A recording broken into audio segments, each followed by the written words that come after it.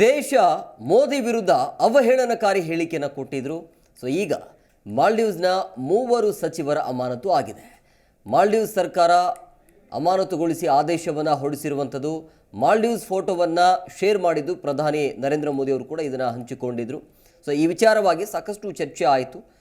So ಮಾಲ್ಡೀವ್ಸ್ನ ಸಚಿವರು ಕೂಡ ಕೆಲವೊಂದಿಷ್ಟು ಸ್ಟೇಟ್ಮೆಂಟ್ಗಳನ್ನು ಮಾಡಿದರು. ಹಾಗಾಗಿ ದೇಶ ಮೋದಿ ವಿರುದ್ಧ ಅವಹೇಳನಕಾರಿ ಹೇಳಿಕೆ ನೀಡಿರುವಂತಹ ಹಿನ್ನೆಲೆಯಲ್ಲಿ ಮಾಲ್ಡೀವ್ಸ್ನ 3 ಸಚಿವರ ಅಮಾನತು ಆಗಿದೆ. ಮಾಲ್ಡೀವ್ಸ್ ಸರ್ಕಾರ ಅಮಾನತುಗೊಳಿಸಿ ಆದೇಶವನ್ನು ಹೊರಡಿಸಿದ್ದಾರೆ.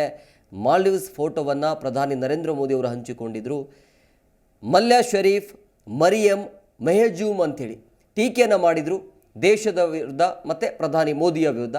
ಹಾಗಾಗಿ ಮಾಲ್ಡೀವ್ಸ್ನ 3 ಸಚಿವರು ಈಗ ಅಮಾನತಿಗೆ ಒಳಗಾಗಿದ್ದಾರೆ. ಮಾಲ್ಡೀವ್ಸ್ ಸರ್ಕಾರ ಅಮಾನತುಗೊಳಿಸಿ ಆದೇಶವನ್ನು ಹೊರಡಿಸಿದೆ.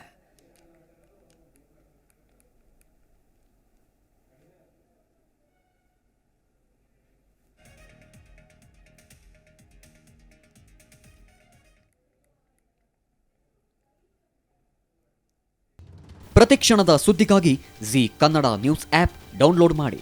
Live TV, latest updates, entertainment, lifestyle, technology ಸುದ್ದಿ ನಿಮ್ಮ ಅಂಗೈಯಲ್ಲಿ.